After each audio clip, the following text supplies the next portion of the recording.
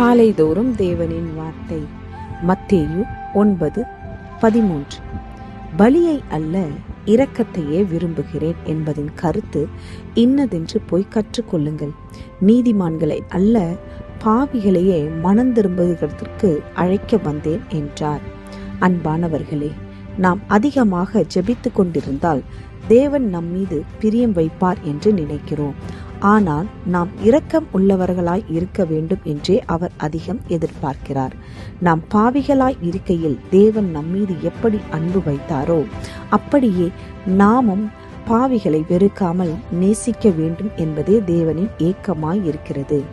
நாம் அவர்களை விடுதலையாக்க பிரயாசப்படுவோம். நாம் ஜெபிப்போம். அன்பான தேவனே, நீர் விரும்புகிற இரக்கம்